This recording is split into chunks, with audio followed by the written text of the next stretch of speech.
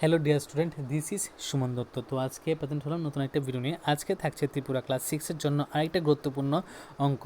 তো এটার জন্য তোমাদেরকে খুলতে হবে পেজ নাম্বার 67। তো পেজ নাম্বার 67 সবাই খুলে নাও। 67 যখন খুলবে তখন দেখবে যে এখানে 3.10 নামে একটা পার্ট আছে, ঠিক আছে? 3.10 নামের যে পার্টটা আছে সেই পার্টটা ভালো করে লক্ষ্য করো। তো সবার আগে রিকোয়েস্ট করবো যে গণিত প্রকাশ বই থেকে 67 পেজ নাম্বারটা খুলে ফেলো এবং 3.10 নাম্বারে যাও।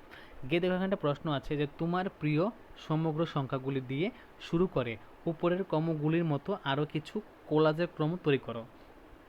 তুমি কি সবসময় একই পৌঁছাচ্ছ?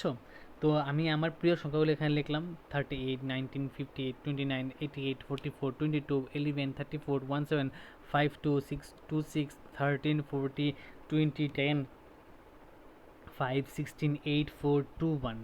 তো এই ক্ষেত্রে কোলাজের ক্রম তৈরি হলো। অতএব কোলাজের অনুমানটি এক্ষেত্রে সত্য, কারণ একে পৌঁছাচ্ছে, একে পৌঁছাচ্ছে, মানে লাস্টে আমরা এক পাচ্ছি, ঠিক আছে? দেখো এখানে লাস্টে এক আছে, তো এখানে বললো কিন্তু আমরা কি লাস্টে কি একে যাচ্ছি? হ্যাঁ, আমরা একে যাচ্ছি, তাহলে এখানে কোলাজে কিন্তু যাওয়াটা সম্ভব। তবে এই কোলাজের ক্রমটিকে অনেক সংখ্যার ক্ষেত্রে দেখে নেওয়া সম্ভব হয়নি, ঠিক আছে? তো এইটি সব সংখ্যার জন্য কতখানি সত্য এবং এই ক্রমটির কোনো সাধারণ প্রমাণ নেই, এটি একটি অনুমান, এটি সবসময় সত্য কিনা তা তর্ক সাপেক্ষ। তো এটা কিন্তু কোনো একটা নির্দিষ্ট প্রমাণ নাই যে এটাই উত্তর, এটা ঠিক আছে, কিন্তু এটা কি এটা একটা হলো অনুমান সাপেক্ষ। তো এটি সবসময় সত্য কিনা তাও কিন্তু তর্ক সাপেক্ষ। তো আশা করি সবাই অঙ্কটা বুঝে গেছো। যদি অঙ্কটা তোমাদের কাছে ভালো লাগে থাকে অবশ্যই চ্যানেলটা শেয়ার করবে, ঠিক আছে?